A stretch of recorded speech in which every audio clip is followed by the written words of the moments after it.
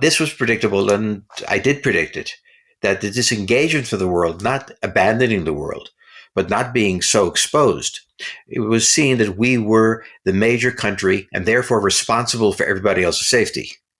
This is not a normal thing for the United States. It went into it 80 years ago, but our normal thing is to be involved with the world, but not terribly exposed to it.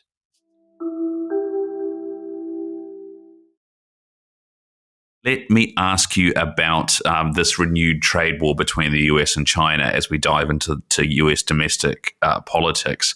I mean, we've seen saber rattling on each side in recent days, threatening new tariffs and things like that. Sometimes I do wonder if they do it just to keep us on our toes. But, I mean, is this a sign of American strength or weakness, or Chinese strength or weakness? It's a sign of necessity. The United States has a dual relationship with China. On the one hand, we're economically intertwined. On the other hand, we're militarily hostile. It is very dangerous to have an intense economic relationship with a country where you might fall into war.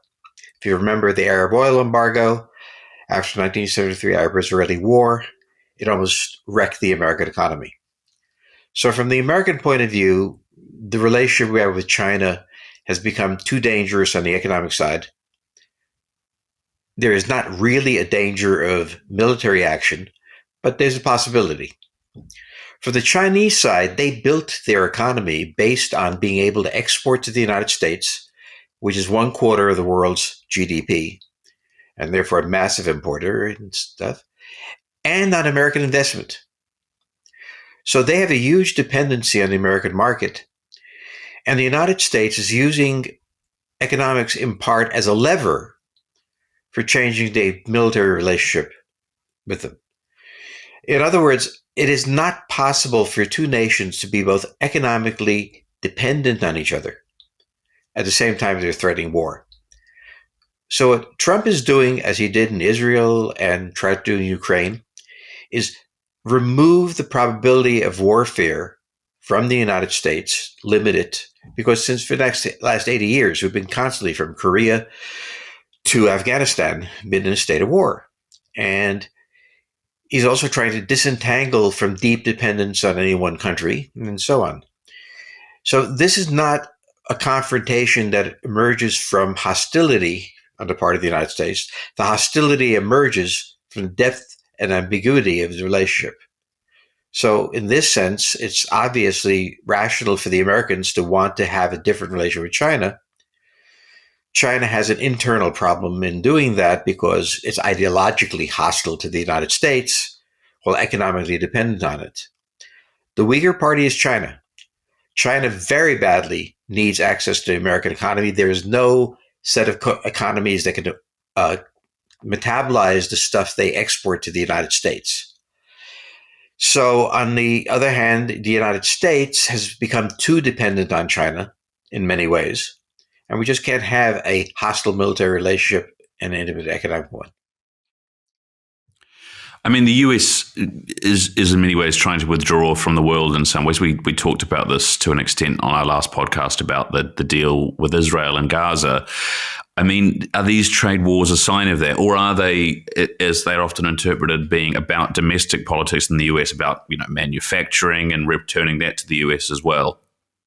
Well, you have to remember that the global economy that we regard as normal, is very abnormal. It emerged after 1945. It was a creature of the Cold War. We were facing the Russians. We wanted the Europeans to revive themselves rapidly. So we had the Marshall Plan and free trade. We then fought in the Third World, as they called it before they called it the Global South, fought with the Russians, various conflicts, and used foreign aid as a tool to put us in a better position.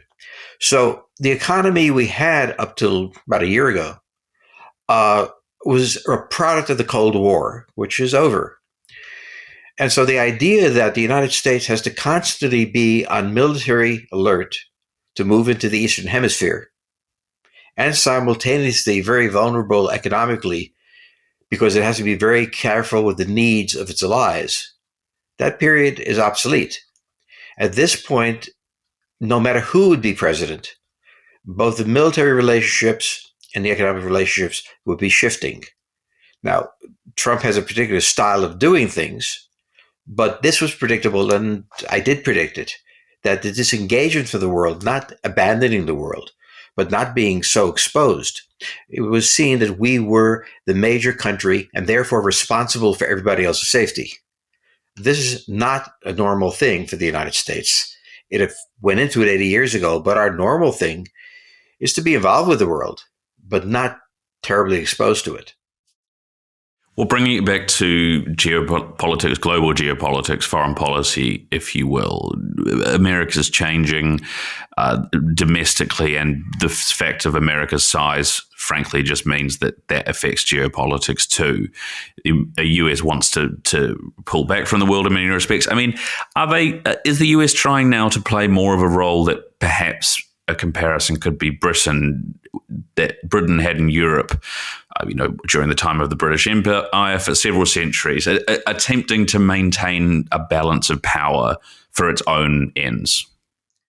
The United States historically has not had ends in foreign policy.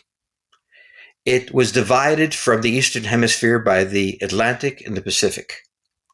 And it kind of looked on at what was happening in these wars.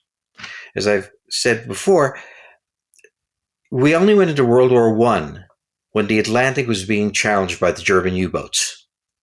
We only went into World War II when the Pacific was being challenged by Japan. And it should be remembered that Germany declared war on the United States. We didn't declare war on them. So the idea that the United States, the last 80 years, was the norm of the United States they were violating, that was a very abnormal period.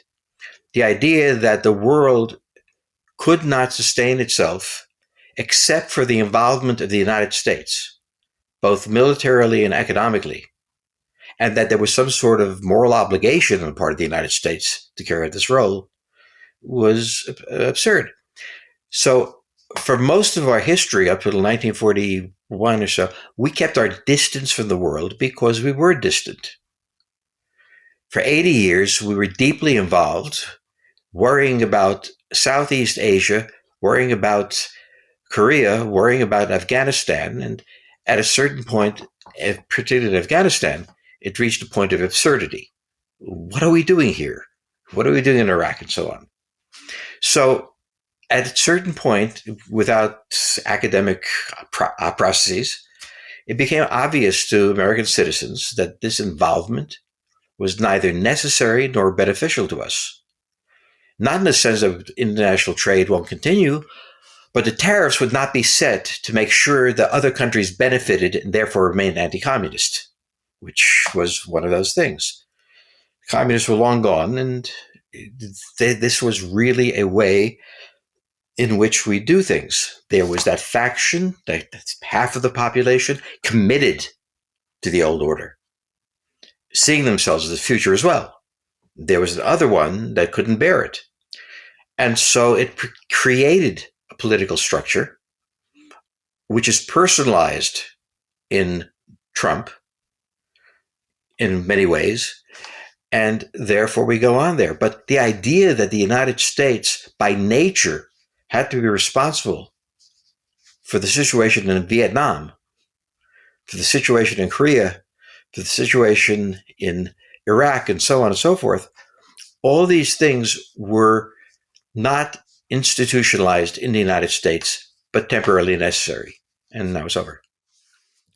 So how does the US maintain its domination, for want of a better word, of the seas in particular for trade, but also of global politics to ensure that its economic interests aren't affected? Well, the first step is to limit our exposure to what happens to the rest of the world. One of the things the tariffs was designed to do was to limit the amount of dependency we have in the rest of the world, because that would draw us into it. Okay? So the idea that emerged in 1945 after the war is that Eastern Hemisphere is so unstable, so insane, that unless we are there to police them, to be daddy, it can't work. In that 80 years of American lives were spent, American money and so on and so forth, on stabilizing the world. When the Soviet Union collapsed, the threat of the Cold War ended. In Ukraine, it certainly ended when the Russians showed their military was incompetent in not being able to overcome the country. And therefore, it was time to draw back. It's not that we're not involved. There's going to be international trade. There's going to be involvement in various things. But on the whole, the idea of spending lives and fortunes trying to stabilize the Eastern Hemisphere is not only irrational, but undoable. The Eastern Hemisphere is a violent place. So we draw back.